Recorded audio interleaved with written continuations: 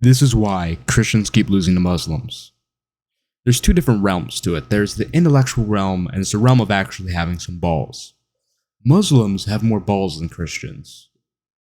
In general. You take the average Muslim man, you take the average Christian man, the average Muslim man is going to have more balls than the Christian man. So we're losing that realm. And the reason why we're losing in popular opinion. And this matters because if popular opinion shifts, then more disciples will convert more people. And I mean, it wasn't that Jesus' command to the disciples before he left. Go and make disciples, right? And yes, the Bible does say we'll be hated for our beliefs, but that doesn't mean we don't self-impose any of this, as I always say. Because in terms of standing up to schools doing bad things to kids, we'll leave it at that. Muslims stand up more than Christians.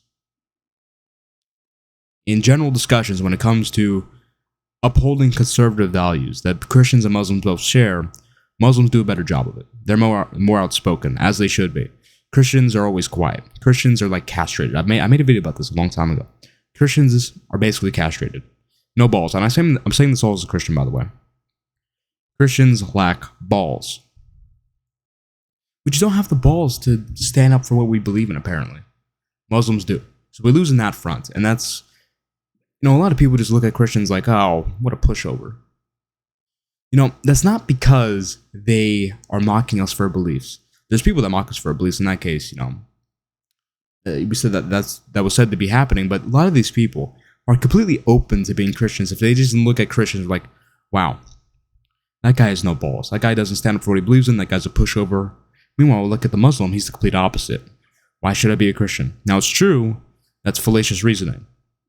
That doesn't prove the truth of Christianity or Islam in any sense, or falsify either religion either. But this is how people think. Now, that's a very simple point, but also in the intellectual realm.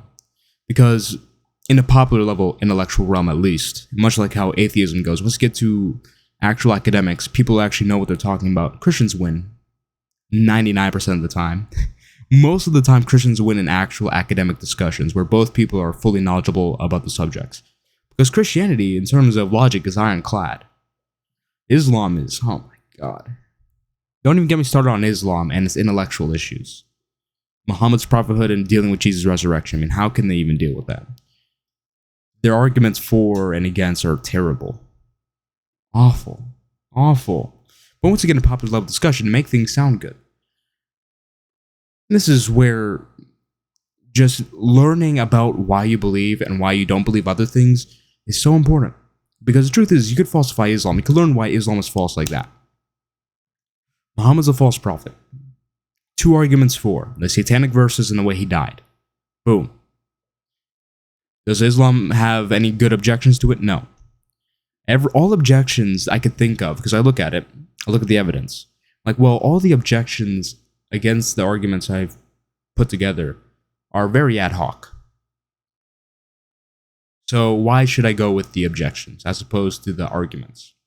The only way, to me, of imputing the arguments is saying, well, the evidence is unsound. It's not actually what happened, as far as Muhammad dying by his aorta being severed and him revealing satanic verses. But that's also, you're going to have to suppose all these hadiths are wrong, the Quran remnants are wrong, this, that, and the third, Muhammad was wrong, or the account was wrong. You have to add all these extra things in, making it ad hoc. So again, all objections are ad hoc. Then you look at Jesus' resurrection. Why? And what's funny is I was talking to a Muslim, and he was like, how did Muhammad know about Jesus? He was some illiterate dude in a desert. How does he know about Jesus? I was like, that's actually a good point. That actually supports my side of the argument, because remember, Muslims traditionally, unless you take a more radical view, believe Jesus was not crucified. Rather, it was made to appear that he was crucified.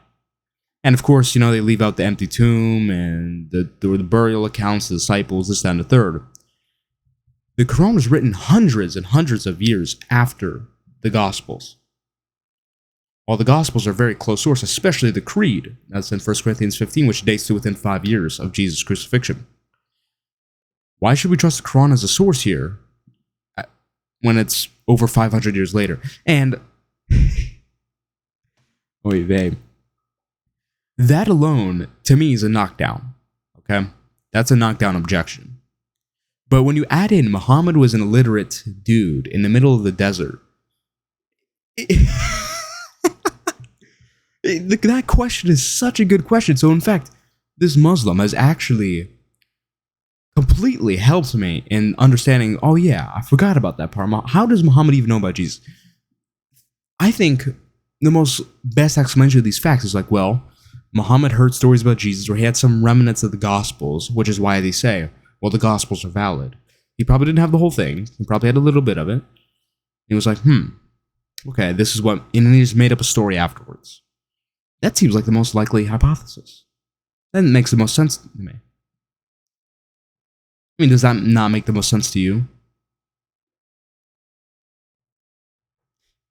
But of course, when Christians start discussing Islam in intellectual realms, they get completely destroyed. Despite what I just told you, they get destroyed. How do you get destroyed?